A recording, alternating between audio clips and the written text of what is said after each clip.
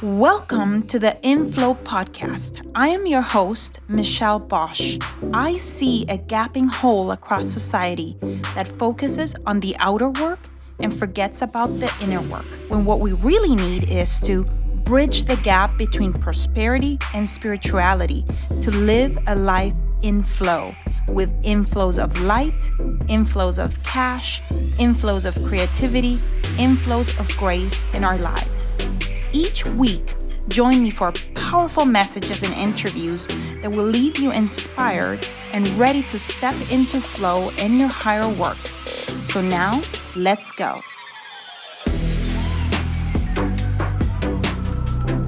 Welcome to another episode of the podcast. I am Michelle Bosch, your host. Excited to be here with all of you on another week of the podcast. And today I wanted to talk to you guys about marketing and the changes that I see in marketing right now when we're marketing to sellers, when we're marketing to buyers. But more than anything, I also want to talk about what I see that should remain the same, in an ever-changing environment and marketplace. It's always important to stay on top of what's changing, but it's just as equally important to focus and to remember what is not changing. And so when it comes to marketing, especially, in land investing, in land flipping, really in any real estate investing that you are doing right now, or any type of business that you are right now, we're moving towards a place where I want to say that even before someone becomes a buyer, you need to start thinking as marketing as a true service. And what do I mean by that? Well, the crazy speed in which technology is advancing, our ability to reach many buyers and sellers is advancing, is incredibly unprecedented, as we know it. I've never seen it quickly change in the last, I would say, 3 to 4 or 5 years, as we have seen it, during this time period. It's been unprecedented, just the change and the new things that are coming up and the new opportunities for automating, for creating systems, follow-up systems, when purchasing, when selling, and so on and so forth.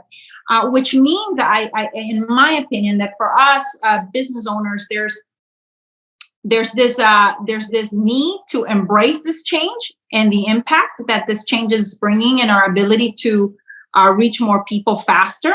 And that's, like I said, that's a good thing. But we also need to be looking at what are things that are remaining, and especially in the area of marketing. We're always marketing ourselves, an idea, a deal, an opportunity, a piece of land, a product, whatever. And we need to realize that when doing that and when integrating and embracing technology and new changes and new ways and new systems and new automation and new ways of doing things, that we need to not forget that there's 3 things that are incredibly crucial that will remain the same. Now, even more than ever, will become even more important because of the automation. And those things are, number 1, human connection, number 2, confidence, and number 3, critical thinking. These key 3 things really allow us to see, I think, patterns in a society that is changing, but that they also allow us to bring solutions that are relevant, to be of service to our sellers and to our buyers. So let's take, for example, human connection. I always say that true service will never be crowded. When you have genuine care and concern for people that you're serving, whether it be your buyer or your seller, that will always be the biggest strength that you have. And in a society, like I said earlier, where everyone is moving towards more automation, towards being more virtual, towards texting, towards not being in this situation where you're in the same room with someone or you're on the phone with someone, that we need to make sure that our marketing is conveying and is connecting in the right way with who your buyer is going to be, whether that buyer be a builder, that buyer is a financial investor, that buyer is a retiree, that buyer of your piece of land is, a family that is looking to go up north and enjoy the great outdoors, or maybe it's a hunter or a person that likes to go out there and fish, that we need to keep this this genuine concern, in the back of our minds as something that should never change and that should already be injected into a text, into how we respond to a buyer or to a seller, in a video on your website, in an email copy that goes out, to your buyers list, that we keep this human connection in mind, and not forget that we need to establish a relationship even through our messaging by using this new technology and these new things that are out there, for automation, so that we don't just appeal to an idea or to you saying, I have, a 40-acre parcel, but that you appeal by saying, I have a 40-acre parcel, for the family to go out there and make memories over the next 2-3 years. That there is some element of human connection, that it's not as transactional as just appealing, like I said, to someone's head, but it's also making them feel a certain way and projecting them into the future, into a possibility, that is now within reach for them, with your piece of land. So that is something, number one, that I think it's so important, and we tend to forget when we have, the availability of all of these mechanisms, these new tools, these new things that are important, to embrace and to utilize to our advantage, but without forgetting that element of the human connection part. It requires, human connection requires and will require you that, for example, you have a pulse on your market, that you actually sometimes pick up the phone, talk to a seller. It's going to make a big difference in actually getting more offers accepted if you understand intimately, the troubles and the reasons why someone may need to get rid of their piece of property, and do it for, cents on the dollar versus at market value. If your avatar is a builder, it's important to pick up the phone and ask the builder, well, what exactly are you looking for? How can we collaborate? Like, really understand, where do they need to be getting their lots at in order for them to still make a profit after they've built, a home, and so on and so forth.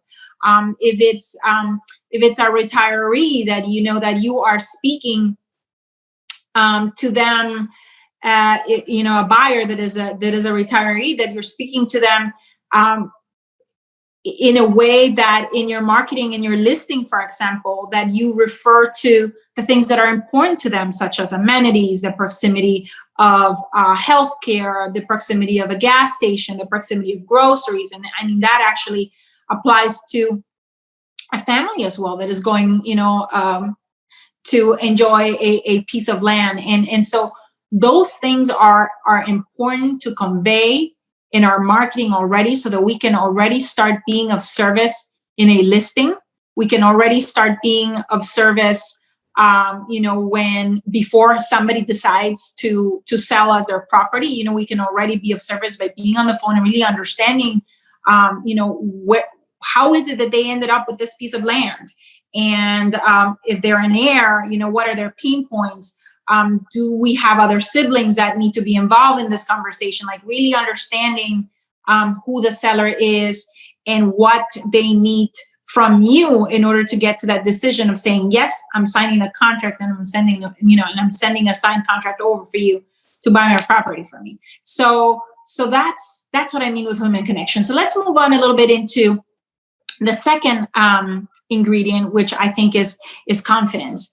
And when it comes to confidence, here again, I think in an uncertain world that is turbulent right now, how we present ourselves to investors, to buyers, to sellers is crucial. In an uncertain world, everyone is craving certainty. Yeah, everyone is, just really craving this, and they want to be doing business with someone that, first of all, trusts themselves, and that can lead them through a transaction. So how do you create confidence in yourself? Confidence comes from having done the work. If you're a beginner, you might not have done the work, and because you're just starting.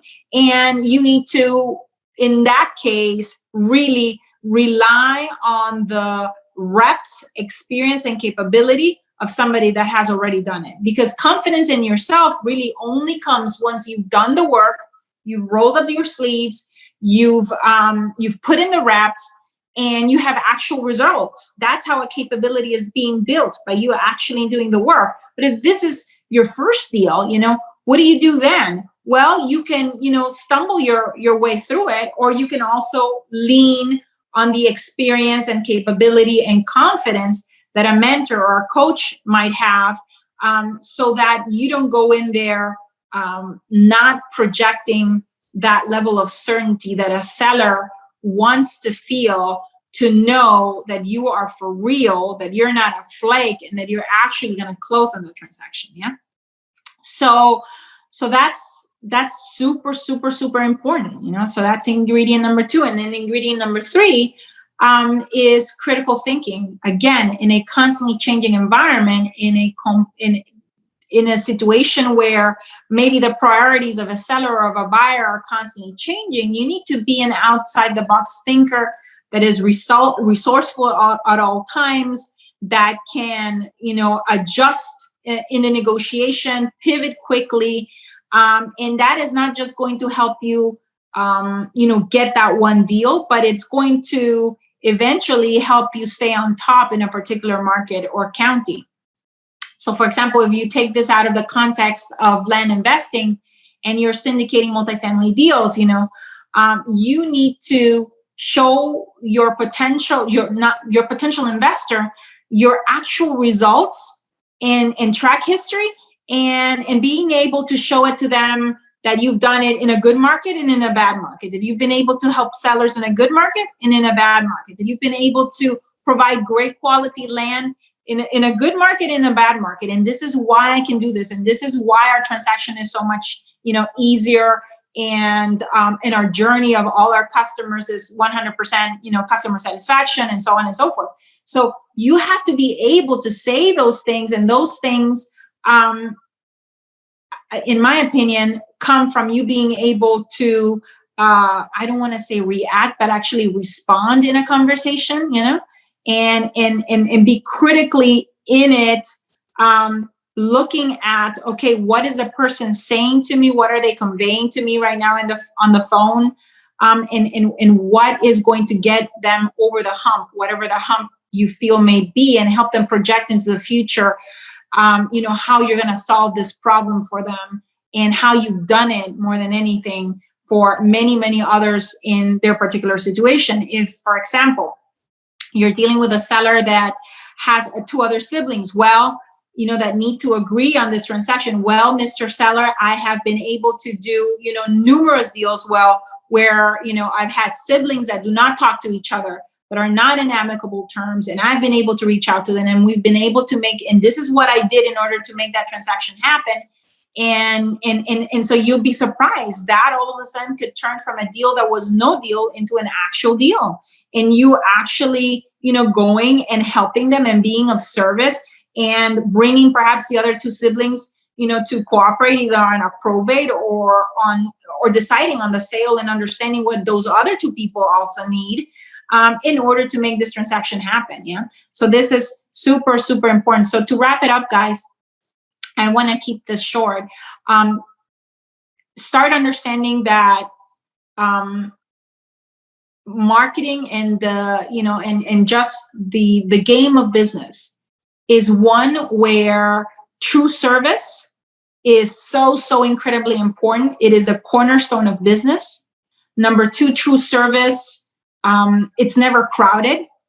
In an environment where people and businesses are operating from this perspective of being of true service, it's never crowded, and it'll always make you be and differentiate yourself from any other competitor in your industry, and put you on top of the industry by people knowing that you actually truly care, deeply care, and that your care is genuine and sincere in helping them solve problems, to whatever their problems might be. Yeah. So those are the things that I wanted to leave you guys today with. There's a great awakening happening the transparency today in the world is unprecedented, and people need to understand and need to know your thinking. But most importantly, they need to feel your heart. They need to feel your intentions. Now is not the time to diminish, a heart of service.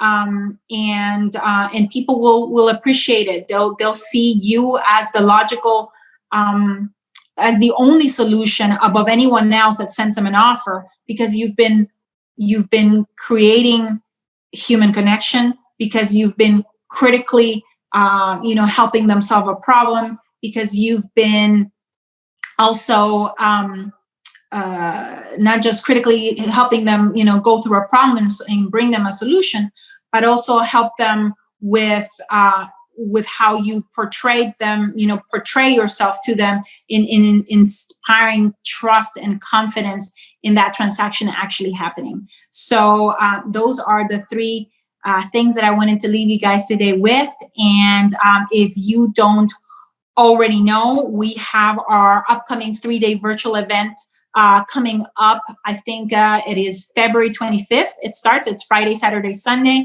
It is complete immersion into all things land investing, land flipping, land developing, subdividing, aggregating, pretty much everything that has to do with land, whether you're a seasoned investor or a beginning investor. 3 days of full immersion from like 8:30 to like 5:30 each and every day, so that we can get you quickly, started with hopefully getting your first potential land deal in the next 90 days. We're right now at the time of this recording, February 4th here. And, there's a month of 2022 already behind us in the rearview mirror. And there's still time to get a first deal, that first taste of a check coming into your bank account from land investing still in Q1 of 2022. So if you would like to go to that, you can go to landflippinglive.com, landflippinglive.com, and join us. We would love to have you. And thank you again for the opportunity to come into your space, into your world, and just listen to what I have to share and what I see, things that are working, that will definitely make an incredible impact in how your business operates and how others portray your business and portray the service that you're bringing to them in the marketplace, for sure. So thank you so much. And until the next one. I hope this episode left you feeling inspired and ready to get inflows of cash, inflows of light, and inflows of faith in your life. I welcome your reviews on iTunes. Please leave me a review and help me create an amazing community of women in flow. Thank you, as always, for sharing your voice by going to michellebosch.com and joining the conversation about this show.